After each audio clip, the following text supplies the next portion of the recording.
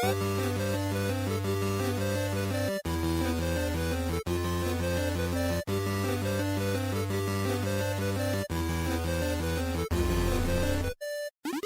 Stevivor Friendly Fire Show, episode 233 for the second half of March 2023. I am Steve Wright, and I am on a quest to save the president's son. And that's my co-host, Ben Salter. How are you? Son. Well.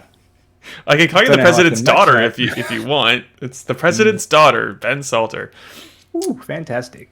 I'm good, Steve. I've been speech writing today. I need to do a speech at my sister's wedding on the weekend. So the last speech I gave was at your wedding, which was a long time ago, and I can't remember what to do.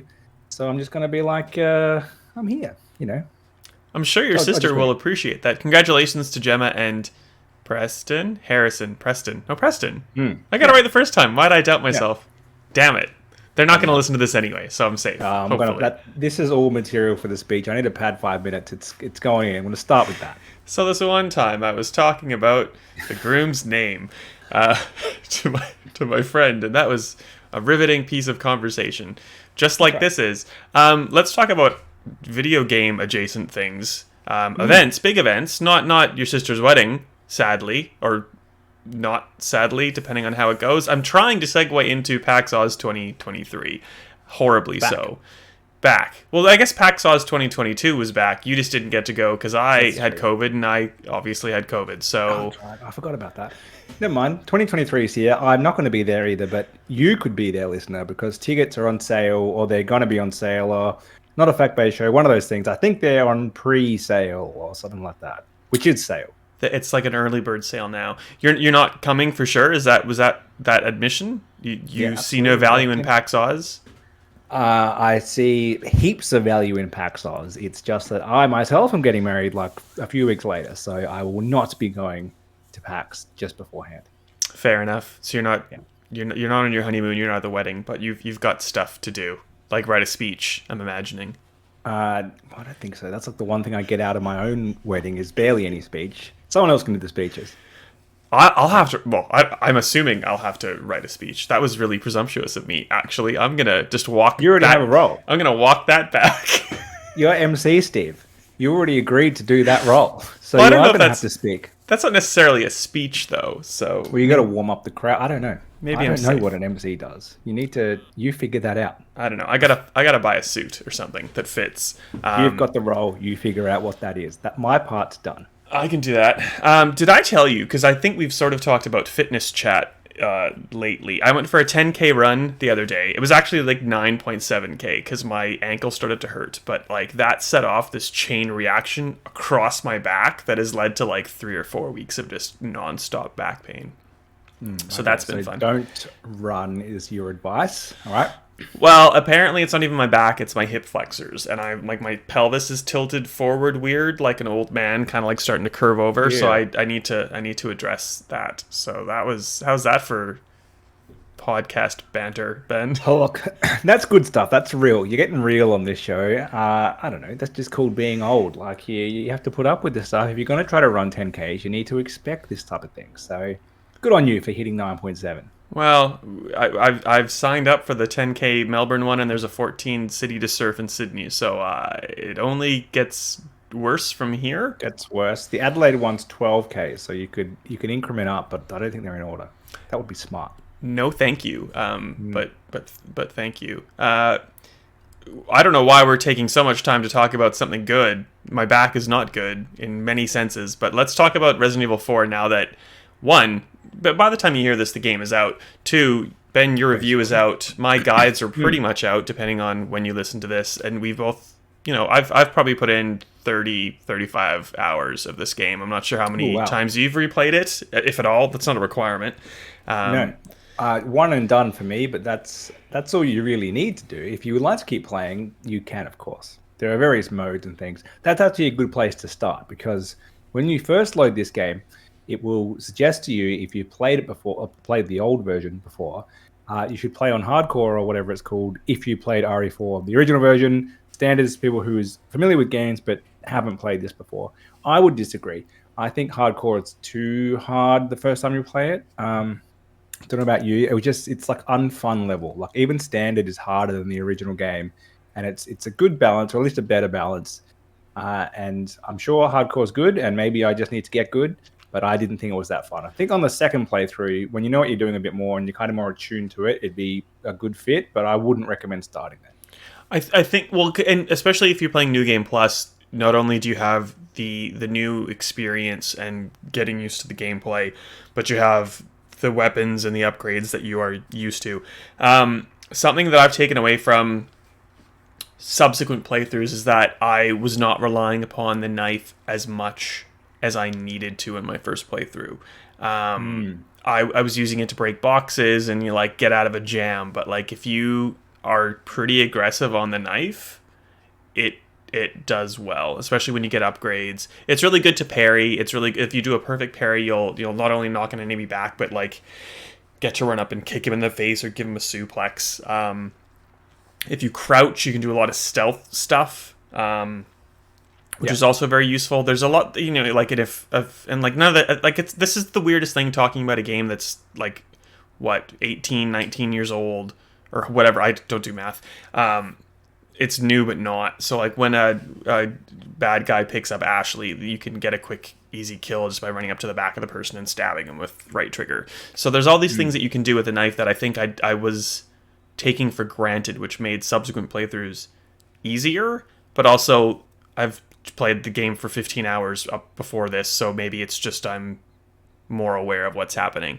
I think generally you like the game more than I do. I think I've kind of I've softened up a little bit since you and I last had a quick chat about it. So do you want to summarize your thoughts first? Yeah, I think I am correct about this game. Most people are a little too excited. But I think, well, we're going to probably have to talk numbers. Like we normally don't, but it's with the scores this game got, I think we need to acknowledge it. So I gave it an 8 out of 10, which I think is a very reasonable score and fits this game perfectly from my point of view. Great game. We're holding it to the highest possible regard in terms of the original game, one of the greatest games, one of the most renowned and loved games of all time. And then the remake of Resident Evil 2, which kicked off this whole thing, one of the best remakes of all time. So we're kind of holding it, that's the bar. It's like the top of each thing. Yeah. And in that light, I feel like it played it very safe and it could have done a little bit more. Probably following the backlash to Resident Evil 3 and how much content they cut, it seems like Capcom wanted to not risk anything and just kind of put in everything as it was. And so they have upgraded things. Combat is quite different, as you alluded to. But the flow of the game, very much the same. They haven't really improved the story at the beginning, which was intentionally vague on the GameCube when it came out, like not really realizing that zombies were a thing. That was all part of it because that was the magazine days, right? Like there was some of that was kind of teased and things like that, but you didn't really know what the story was going in. At least I didn't. That's to the point where like the opening cutscene, you're looking at the guy at the fireplace and you're getting like the behind his back and trying to see, like figure out what happens as he turns to meet you, and you're expecting the original Resident Evil like zombie turn that's so famous in cutscene after cutscene. Sorry to cut you off, but yeah, you're absolutely right on that front. Yeah, and so they've decided to pretty much keep it identical, even though a lot of that's known, and they maybe could have explained it a little more. Like Leon's very aloof the first 5-6 hours, just kind of being like, man, these people are weird. Anyway, shoot them. And that's kind of part of it. Like it is explained as you go along, so I can kind of see why they did that. I don't mind it having played this game, but if it's mainly for new players, I feel like maybe they could have tweaked that. It's very nitpicky. Bigger issues is around like some of the clunkier moments. So there's a lot of epic moments in this game. They're still there. Some of the things which feel dated, if you were to go back and play the original, the lake monster fight really stands out as like the first thing you hit that just feels ancient. Feels exactly the same. Like they didn't improve that. Ashley being grabbed and running away and be like, "They help me, Leon." Like that's all still there. And it's just because they played it so safe. Like I feel like as a remake, there was maybe some scope to improve some of those things. Then on the flip side, what they have done though in doing that, if they've made a great version of Resident Evil 4, it's the best version. It's definitely what I'd recommend. And if you want to compare, go back and play the original for like 10 minutes or half an hour or something. It hasn't aged as well as you think. Like there's a version available on current gen platforms. In my mind, I kind of felt like, oh yeah, when they added the dual stick controls at some point, like it's better. Yeah, a little bit, but it still feels like an old game. They added a second stick to control the camera too, which is what they did. And like, so movement in this is still intentionally a bit clunky. That's Resident Evil style, but it's so much better than it was. And Leon has so much more in his kind of arsenal and what he can do. You mentioned the knife, like that's a big part of it. It makes it a lot more tense. It's a much darker game. The brown haze is gone, so it looks a lot better. It looks a lot more like what I kind of thought Resident Evil 4 was. Then you go back and play it, and it's a lot lighter and a bit more goofy than I recall it being. But that was all part of it. And it has lost some of that charm. Like the original game kind of starts with Leon having a couple of one-liners when the two cops sit in the car and they're both like, "Oh, we'll stay here and look after the car." And I can't remember what he says, but it's something kind of like, it's messing around with that, and that's kind of the tone. Much darker. They've taken that away. It's a bit more serious. Except for like at the end of the demo when it finishes, like, oh, what, everybody went to bingo. Like it tries to shoehorn in some like really old one-liners, which I don't think work, but sorry. No, you're right. It does try to replace a few, but it's not to the same scale. And I think overall it's a darker game. Side characters like Luis are still a bit goofy. Like it's more kind of Leon Ashley's dynamic, and Salazar is a bit more. I mean, he's still weird and kind of a little maniac, but they took away the hat, like, so it's not quite the same. I'm sad he lost his hat. But yeah, otherwise, pretty good game. Like the game, this is definitely the version to play if you haven't played it before. I would slot it in between Resident Evil 2 as kind of the pinnacle. Resident Evil 3 a bit disappointing. It's right in the middle, and yeah, it's really good. I think it controls pretty well, except the aiming's a little bit dodgy, which I've now heard is maybe an Xbox only thing, so that might not be an issue on PlayStation. I got used to it though. So like by the time I was in the second half of the game and closer to the end, the issues I were having early on, I don't know if maybe they did patch it at some point while I was playing. I don't think so, potentially. Or maybe I just started to get a bit better and I was a bit more in tune on how to hit those perfect headshots, because it's not quite the same as the original, but again, that's a bit of a nitpick. I feel like apparently you won't have that issue if you're playing on PC or PlayStation. I've since discovered. Yeah, Digital Foundry was saying something about like dead spots, and I'm not sure if it includes like movement and aiming or one or the other. But from what I was quickly reading, it could be both. But I know what you mean about the headshots and stuff not working, and like you think you're gonna pop a head and you hit someone's shoulder, but it's that like Resident Evil 2 style. Yes, you can run and shoot, but if you plant yourself and aim, you'll do better. And you can see and you can see the crosshair like sort of like zooming in a bit, like so like if you give it a chance to like fully like meet in the center, like you're gonna hit where you think, and if not, maybe you're gonna go a little bit off to the side, which I kind of like. Like that's to me a modern take on the tank kind of controls of Resident Evil. I think your 8 is. We disagreed about this before. I think your 8 is accurate. I think it's a game that everyone should play. I think it pales in comparison to RE2. And I sort of regret giving RE3 an 8 because I probably would give that like a 7 if I had more time with it and I removed myself a little bit from the Resident Evil like obsessive fan that I am. Yeah. Well, yeah. Like it's not bad by any stretch. Like it's not a poor remake. None of them are. Like I'm playing now, now that I know what's going on. I think I'm 1 hour in and I'm at chapter 5. So like the same argument for RE3 exists here. Like once you know what you're doing, you can just burn through this game, especially if you have enough money in your arsenal to buy a couple weapons, which greatly assist in the culling of. So I'm playing professional right now, and I'm that far ahead because I have an infinite insert powerful weapon here. You can probably guess what it is. Like I think the thing that bothered me the most is, especially coming off Dead Space, is that EA Motive with Dead Space and the remake, they found all the really bad pain points, like the stupid sit in a chair and shoot at asteroids that plagued so many people in the original. They just made it like a completely different thing in the remake, and now like the boat is a great example. A lot of the boss battles that didn't work are the same, and a lot of the boss battles that I thought were quite good in RE4 have like been changed to be like easier for some reason, where it's the ones that didn't change needed to be changed to be either easier or just like a different set of mechanics to make it more modern. Yeah, so like that's just Capcom they went like completely backwards on design decisions in my mind, which was really bugging me at the start. The thing about hardcore mode being recommended to anyone who's played RE4 before. That annoyed me as well. I think there's like sort of a knife tutorial in chapter 2 or 3, and I think maybe that could have been expanded upon so people really understood the power of the knife in comparison to what Capcom wants it to be, rather than you kind of like stumbling onto that fact far down the line. You eventually figure out that you need to use it because you hit a point. It might have just been my playthrough, but I think there's a few kind of choke points where you just don't have enough ammo and you need to kind of crouch around. And it's not really a stealth section or anything, but it's just kind of you need to try to do that. Necessity. You don't have anything else. Yeah. And that does kind of teach you at that point, use the knife more. But it's probably a bit too late when that starts to happen. It either needed to be earlier or you just needed to be explained a little more, because the knife was a thing in the original game. It's just a very different thing here. Yeah. And you're right, it's not explained that well. Besides, like, the parrying is explained and it is very important. Also a little bit strange to have the parry alert like just above your health bar in the bottom right-hand corner.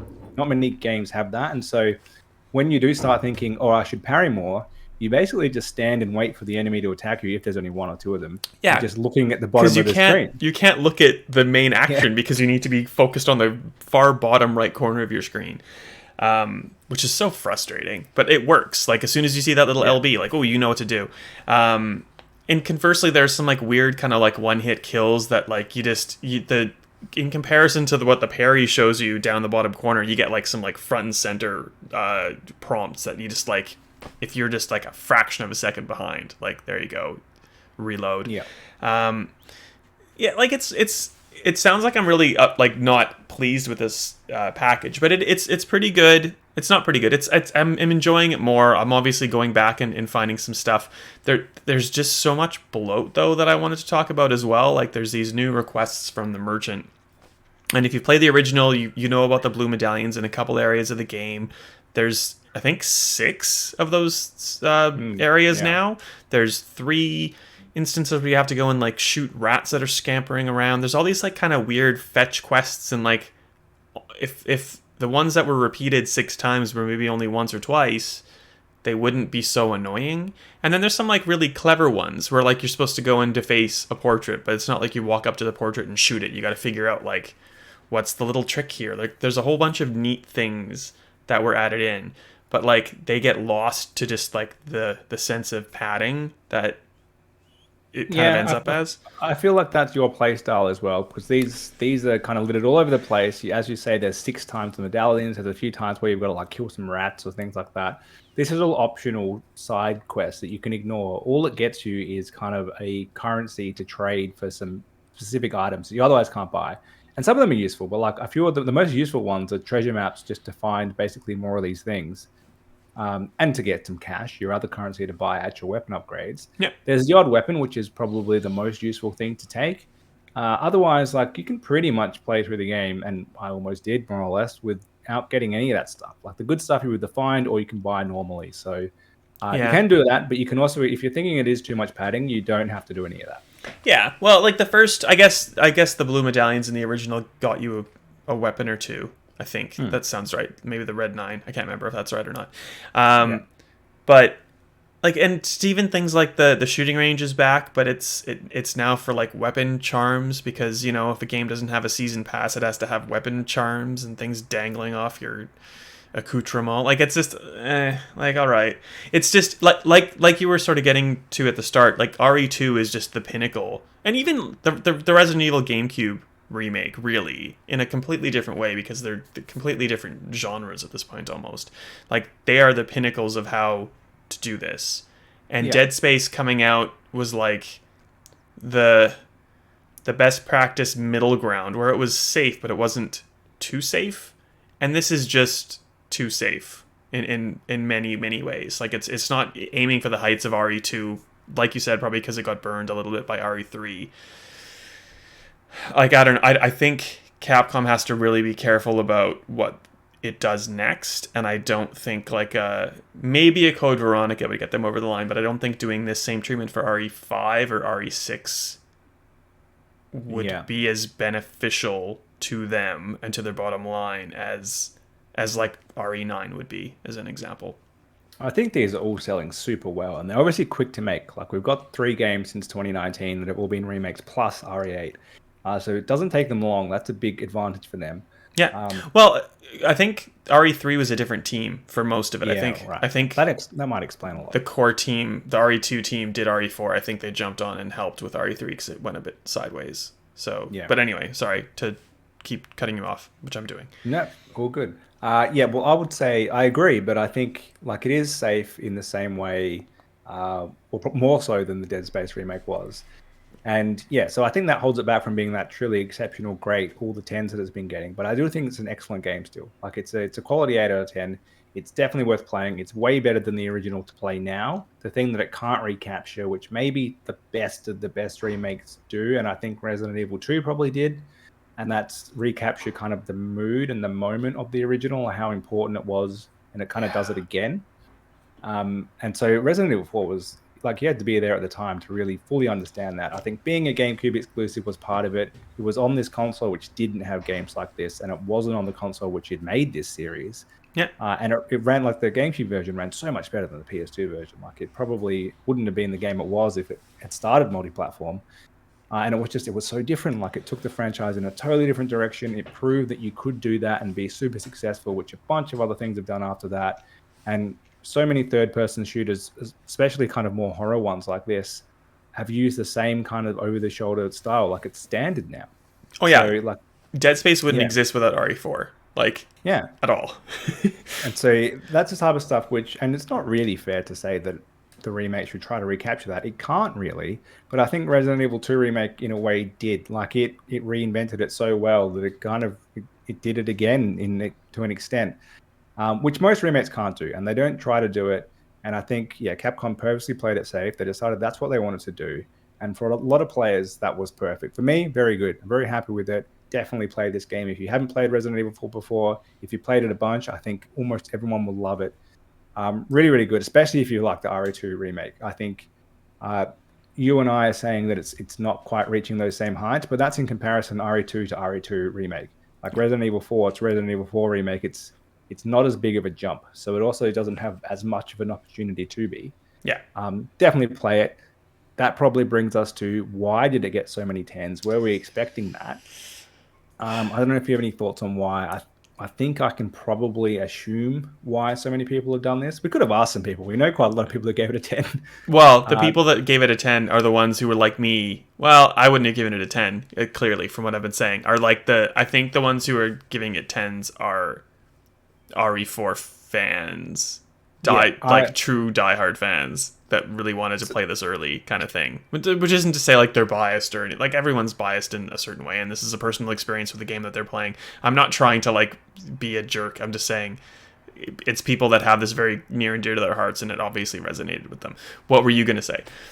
Pretty much that. Pretty much what Resident Evil was to you, a lot of people have Resident Evil 2 was to you. A lot of people have done with Resident Evil 4. So I think you gave Resident Evil 2 remake a 10. I think a lot of people had those same nostalgic kind of tug at the heartstrings, kind of return to their youth, just experiencing that all over again. And that's why it just clicked exactly what they wanted. And they wanted that really safe remake.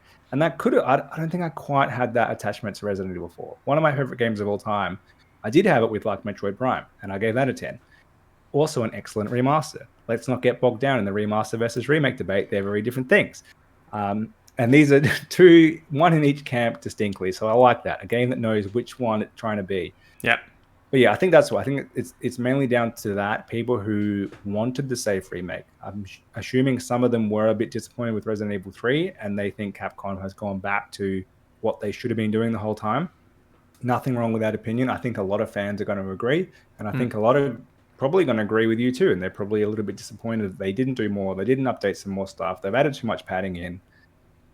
Overall, I think you'll find I'm right. 8 out of 10 was correct. And most people will enjoy this game. Think it's not quite as good as Resident Evil 2 Remake, which is a hard kind of bar to reach. Yeah. Well, I think I was at a 7 when we were talking after, like, I think the time that you published your review, and I think after playing more and just being able to have more fun with it, now that I've unlocked some extra modes and have a whole bunch of, like, PTAS behind me and, like, I'm just kind of mucking around, I think it's probably closer to an 8, maybe a 7.5. But, like, in comparison to RE2, well, one, the story is infinitely better. RE4, like it's a great game in terms of gameplay and what that meant to survival horror, to action games, to the franchise itself. But like the story is almost incoherent, and there was a bit of an opportunity for Capcom to maybe tweak some of that, and like it just nothing has changed. And if you're comparing it straight up to RE2, like the GameCube remake, the huge thing there was the Lisa Trevor added content and just like the graphical glow up, which we've talked about before.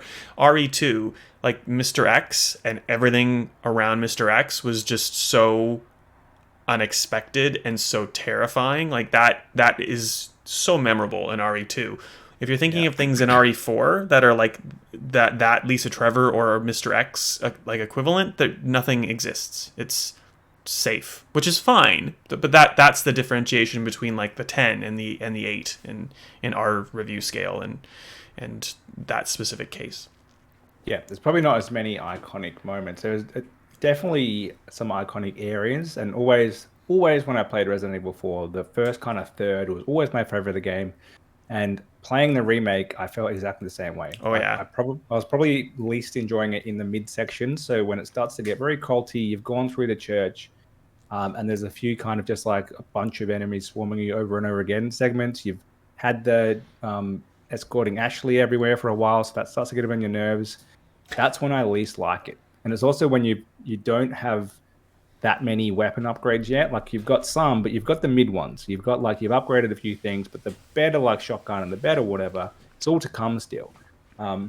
Which is when you suddenly start mowing down some of these enemies that were causing you trouble earlier. Like that does become better balanced as it goes along.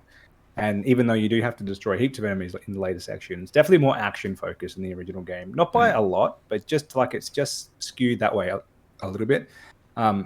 Yeah, it's certainly, I feel the same way. So if you played the original game, that whole village section, which is that's the iconic moment of Resident Evil 4. Like that's the reason they made Resident Evil 8. Yeah, that's still the best, and it looks great. I think how they've remade that section in particular, awesome. Later on, yeah, probably the bits that didn't hit right the first time, if there were any for you, some people will love the game how it was, and you like the flow of Resident Evil 4. Which I did when I first played it. Just it's on subsequent replays that I've realized actually the thing I love about this game is the first third of it. Yeah. The last 2/3 still good, but it's not quite the same. You kind of reach a point where it's like, right, ready for this to be done now. And I think you're right. The story gets a bit incoherent. It's not that engrossing. But this is, again, it's all holding it to the highest bar of the best of Resident Evil. Like it's still very good. I prefer it to any of the later, the Village onwards, or Village, and what was the one before Village? Biohazard, Resident Evil 7. Yeah. 7. Yeah, I mean, I find those stories to be incoherent. Like, I don't really care about these new characters. So, well, yeah, that's the thing. Yeah, like it's good. There are balancing issues more like beyond the weapon stuff that you were sort of talking about. I think, like you were also saying, there's certain points where just like no matter what you do, I've put everything else in storage. I literally only have a handgun, and every enemy that I'm dropping, every box that I'm breaking open has money, and I just want, or like health, and I'm fine, but like I need a bullet. I need a bullet to put in my gun, but you don't get that. So it's like, okay, well, or I'd settle for resources that I can craft with gunpowder into bullets. No, I don't have bullets. And then you're wearing through the 3 knives you have because literally you can't get ammo, and you have to, and like if this was Dead Space, it is very good about that. Like, oh, okay, well it's keeping those levels of tension high, so if you need health, you'll probably get health, but like it'll make it dangerous so you feel like you're in danger. If you're running low on ammo, eventually it'll give you ammo. There's something with RE4 right now that's it doesn't care. It doesn't care. It just gives you whatever it decided it was going to drop, and it doesn't take anything that's going on into account. Like, you need health, you need ammo, you need this. It's like, oh, here's a hand grenade. Oh, okay, maybe that's useful, but it's that there's something wrong there, and I don't feel like that was the case with RE4. Like, it was that same. I think that gave Dead Space its cues to like keep you on a very heightened, state of awareness the whole time, but like it was always manageable and not unfair. And this sometimes feels unfair in an unfun way as well. Yeah, I wouldn't say I've had that often. There's definitely been a few times where I've just wasted a bunch of ammo because I'm doing the wrong thing, shooting the enemy in the wrong spot, and then I've kind of done it to myself, and I've gone back and reloaded because I've died or something, and then I've realized don't waste that ammo, and then I've ended up with stacks. Ah, Um, well. so, but not always. Like there are a couple moments where I had to go very knife heavy because I was going quite low on things, but yeah, I wouldn't say it's too often, and I often did have crafting materials. But yes, sometimes it's like, have you got everything you need? And you only need 2 items to craft weapons, but it's different types of things depending on what type of ammo you want. Yeah. And often I had the one I didn't really want. It's kind of like I Yeah. want shotgun shells or I want handgun ammo, like the two main things I'm using. And it's like submachine gun, that's all right, but I prefer not to waste my gunpowder on that. But that's all I can make at the moment. So I guess I will. Yeah, things like that. I usually get rid of the TMP, and that's all I could make sometimes was submachine ammo. It's like, well, I don't even have the gun to use with That's submachine why I gun kept ammo. it. Yeah. And randomly, like it happened probably 5 or 6 times in one playthrough, like what I was just describing. And usually when that was happening, and I had to just attack people with a knife, that's always when the stupid guys' heads would explode, and it would be not the tentacle one, but like the really thick The one that one comes in with like the gaping grabs it, maw. Yeah. So it's like, oh, cool. So not only do I have nothing to shoot at this with, I have to get close and personal to like hack at it. And if I make a couple mistakes, I'm done. It was just, yeah, a bit frustrating in that sense. And I'm not bad at Resident Evil 4. I'm pretty sure I know how to play a Resident Evil game Yeah. in this stage of my life. So anyway, Definitely harder. Definitely more tense. I would say more challenging for, in some ways, just because the controls are a little bit wonky, or it's harder to hit those perfect headshots. You have less ammo, I feel. yeah, And then, but also because the enemies are tougher, like they rush you much quicker. And I think that's a good thing. It balances the fact that you can move a bit now. So that's probably kept in check. But they're way more aggressive. Like the early on, the old lady with the pitchfork, like she's coming at you quick. And there's yeah, probably more of them. So definitely more tense in the original game. The original one feels like the PG edit now. If you go back to it, like the version for kids that's a little bit nicer on you. yeah, Um, yeah, so definitely tougher. And I think that's also why a lot of people loved it so much. Like they've gotten more like the experience that they remember, because when you first played Resident Evil 4, couldn't move around, like you're probably playing on an old CRT, harder to see stuff. It was a challenging game. And then you played it on Wii with the perfect accuracy and you could just take headshots left, right, and center. And it was a bit easy. yeah. And I think they wanted to make it a more challenging game. That's why they're telling you to play on hardcore. Even on standard on your first playthrough, it's still pretty tough. But yes, once you master knife combat, so if you want to have an easier time for yourself, focus more on learning how to use the knife well early on, and you probably will get through it. Like you'll breathe through much easier. Yeah. And yes, probably also know when to not run away, but like run back a bit, because Leon can walk back, but if you pivot and you do the 180 turn and just kind of run a little bit and then turn around and shoot, you buy yourself that little bit of space, which is the old way of playing Resident Evil 4, like fight or flight. Yep. Still do that here a bit. Like give yourself that bit of space, because when the head pops off and the big tentacle monster comes out and they can like whip at you from pretty far away, that distance can make a fair bit of difference. Big time. Absolutely. It is good. It's really good. I feel like I'm being overly negative, but I feel like that's just me as an Yeah. older grumpy man. What's your favorite parts about it? You've said everything you don't like. What did you like? My favorite parts about it, when things are when the in-game director, it's not Left for Dead, but like you know what I mean, when that is working intentionally as it should be, and I feel like that doesn't happen all the time, but when that is working and you're just like you're scraping by on the skin of your teeth and you're jumping up and down platforms and there's like guys with machine guns flipping around at you and you're like somehow this like unstoppable one-man presidential daughter saving fiend, like that's Resident Evil 4 original at its best, and it does come through in this one as well. So it's like when it's working, it's really really working, and it's like there's no it's the feeling that you got when you were playing the original. It's you do get that in moments. I wish there were more of those, but like that does come through. How about you? Well, overall, I like the whole thing. Like the start, I think is pretty strong. Like I think it's a much more accessible game, but a harder game, if that makes sense. Like it's easier to actually play, but it's way more challenging, and so it's definitely the version you should play. I think yeah, just that opening probably 2 hours is it's still awesome. It's one of my favorite kind of scenes in all games, and they've captured that really well. Like they've remade that really well.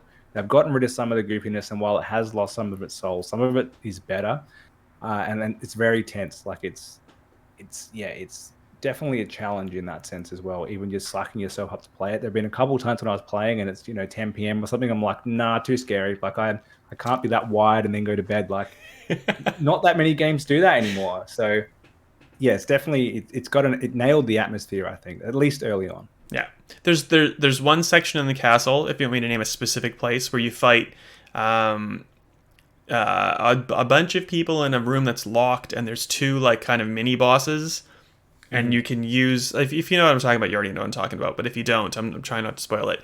You can use the mini bosses to kind of like work in your favor because they are sight impaired, and if you are running in with a rocket launcher or something, yeah, there's no skill involved. But if you're trying to do it like how you think Leon would probably have to do it, like sneaking around, trying to be stealthy, like playing people against each other, there's a lot of fun to be had in that as well. So that was probably one of my favorite encounters, which is not too different from what it was in the original, but I think that translates very well with this kind of not really modernized, because it was pretty modern anyway, but like this more modern style of gameplay. Yeah, and definitely a spot where there is a new autosave. So if you do die, you don't necessarily go back to your typewriter. So before that fight, you do go back to it just before, which I discovered because didn't realize what the enemies were initially. Just went in guns blazing and making any noise in there, or at least making that much noise, very bad for Leon. So took me well, actually, I realized that straight away. It's my first death, what was going on, because you have encountered that enemy before at that point. And so, yeah, I definitely think that that type of thing has translated really well. So as much as we've kind of said a few things are still clunky, some things have kept the same kind of DNA, the same kind of structure and style, and it translates to this new style of combat and atmosphere for the whole game really, really well. So definitely some improvements. Nice. We're talking too long. A quick show's a good show. Let's finish up by, you wanted to talk about Crash Team Rumble, and you've asked what it is. And I don't think I can answer the questions. I don't know. Can you answer your own question? No, that's why I'm giving it to you. There's like a 90-second trailer or something out today. It looks like Crash Bandicoot happens to be a bit Overwatchy, something like that, like a 5v5 type of thing. Yeah, or like I had Rocket League in my mind. Like it's two teams trying to get points on each other, and you got to do. But yeah, maybe it is more Overwatchy. It's like it's definitely character class based, like character based with different skills. It's like every other version of this kind of game. Insert name of franchise here, which I don't really care about, if I'm being brutally honest. But no, and so many big publishers like EA, I can't even remember their one. Their Knockout something or other, the one that they launched and then killed almost immediately. Whatever that was called, can't remember. Ubisoft has done one too. Like they're all this like 5v5 whatever, or 6v6 or 4v4 or whatever, and they're little to compete in the Overwatch space. Even though they're not trying to be exactly the same thing, they're free to play normally. And this is not. But it's cheaper. I think it's like $45 or $60 depending on the special edition. So it's cheaper than a full priced game, but it's not free to play. Okay. Well, on one hand, I'm glad that Crash is back. Like the remasters of the PS1 games, Crash Bandicoot 4, all really good, and they were just how the original game was, basically modernized and done again. Why don't they just stick to that? I'm not sure. I guess it's good they're trying to do something else. Like the franchise is not going to survive just kind of doing the same thing over and over. It's died before doing that, so maybe it's a good thing. I prefer Crash 5 though. Yeah, or even like a Crash Team Racing. They've got 2 out of 3. Which they did already. I mean, that was a remaster again. Well, you could put Crash in like Spyro and Skylanders. Like Skylanders was cool without having to have all the weird toys and things. So maybe, I don't know, whatever. Toys for Bob has a plan, and we'll see if it pays off. I don't know. Right. In that case, doesn't matter. Let's forget about that. We had a great chat about Resident Evil 4. If you're interested, go out and play it. I think it's out. Well, by the time this podcast is out, it's pretty much out. If not right now, in the next day or two, definitely play it. We would highly recommend it. You can check out our review on the site, or anyone else's if you want to see someone who loved it way more than we did. We really liked it. So that's how much praise this game is getting. But aside from that, I think that's all for this week, Steve. We'll be back next week. I don't know what we're going to talk about because there are games coming out, but we haven't played any of them. We've just been playing this one game this whole time. So there you go. And I missed the AFL 23 launch party to hang out with you. Not that I really care about AFL, so it doesn't bother me. But Yep. I don't think we'd have had a chance to play that at this event, so I couldn't even talk about it. It wouldn't have been content, so You'll I get just our like thoughts on that at some point, maybe. maybe I don't know. I will talk to you soon, Ben, and we'll see everybody else next week. We'll see you then.